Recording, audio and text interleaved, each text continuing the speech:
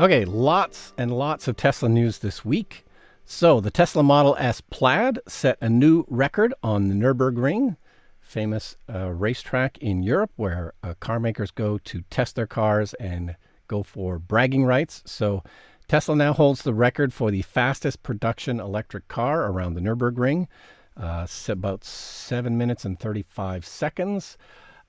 It's always confusing because there's different categories and even different lengths of track, but that's the record, fastest production electric car ever. Is that off the line, or is that a quarter mile, or what are we talking?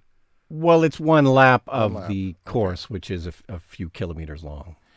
Yeah. Okay. So the Shanghai Supercharger factory is open. Is that right? Yeah, so Tesla has built a new factory in China, in Shanghai, to make superchargers for their supercharger stations. And it's a big deal because they're going to be able to make 10,000 supercharger stations per year out of this factory. And there's currently only 25,000 of these around the world. So within a couple of years, they should be able to double the number of chargers. And they're going to need to, because, as you say, the hockey stick is about to point up for adoption. They're about to open the network to other vehicle brands, not just Tesla. And they still have their other factory making them, I believe. So, they'll be making more than 10,000 a year. Do you think the other factory will keep making them? I think so. No reason at this point to shut it down unless there's something wrong with it that I don't know about. But sure, why not? So the idea, too, though, is to get the price down overall, as well as just to be able to output a lot of them. So I'm taking that in Shanghai. Where are they made now? Is it North America? I think it's in New York State, but don't quote me on that. So the idea probably is big factory, Chinese factory, cheaper.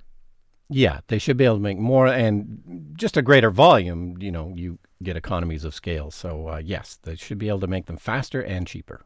So Tesla is really going hard on their Shanghai factory producing cars.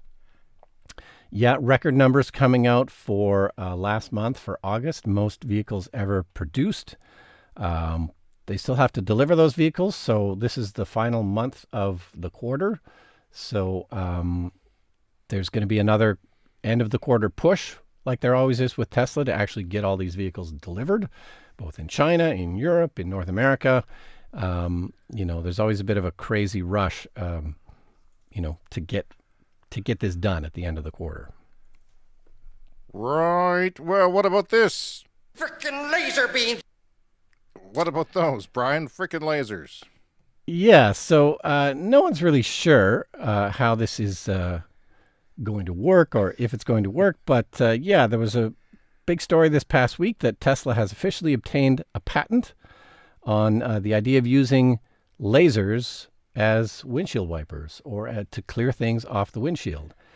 And it's nobody knows if it will actually come to pass. Lots of things get patented and never actually go into production. But if you look at pictures of the Cybertruck, it doesn't really look like there's a space to put the windshield wipers on their prototype that we've seen. So maybe the final version will just look different and it'll probably just have regular wipers. But it's kind of a wild patent, and maybe someday you can use lasers as a windshield wiper. The thing is, though, like lasers blind you. So that's the downside, yeah. That's what I don't understand. I think this is exciting and interesting. I just don't want lasers shooting at me as I'm driving around down the road at night. And then, I'm blind for the rest of my life. That's not an appealing thing. I mean, maybe it's for full self-driving. Maybe it just cleans a little place where the camera is, or it could just be for cleaning the cameras, or something like that. But from the picture, it sounds like they're going to shoot upwards, kind of from the hood area, shoot up the windscreen. I see. So sort of on the surface, along the surface, maybe. Yeah, and I guess if there's a loose laser beam, it would maybe it could start a forest fire in a tree or something. I don't know, but good luck if you're a bug crawling up there, buddy. Yeah. So that's pretty crazy. Listen, the full self-driving beta that Musk was talking about, Beta 10, is out there, and I have a confession to make. I watched a video and I wasn't that impressed. How about you? It's always the kind of thing, whenever there's a new version of the FSD Beta, I watch some videos on YouTube and I'm partly like super impressed and then partly kind of like deflated because, they still make dumb mistakes.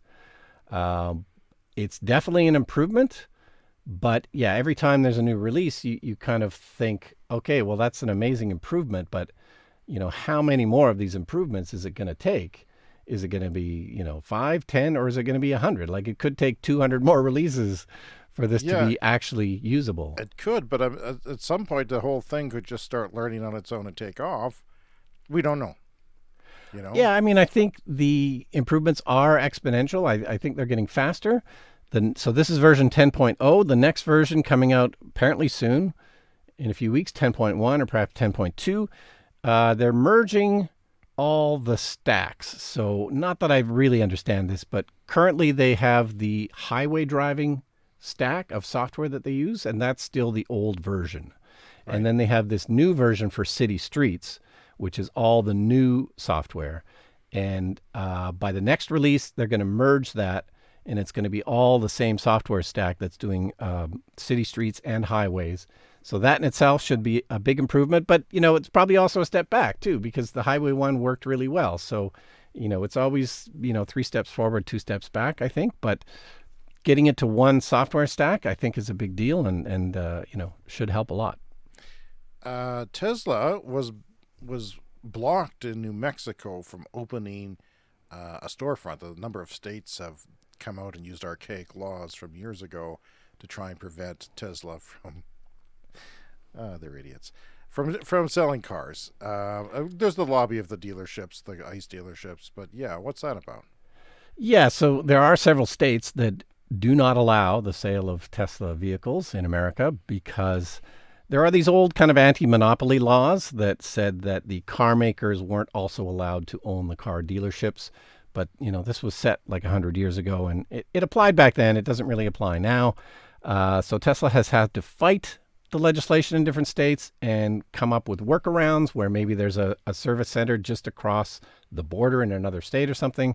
But what they did to get around it in New Mexico was launch it on native land, sovereign land from a tribal land in Santa Fe, New Mexico. So a First Nations group has sovereignty over this land, and they're able to do what they want, and that includes a Tesla service center where you can also sell cars.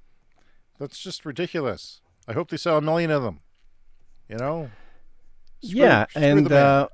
I mean, maybe it's a good business for these First Nations to get into. So sure. Maybe it's a win-win. Benefits them, brings people into the reserve, money gets spent.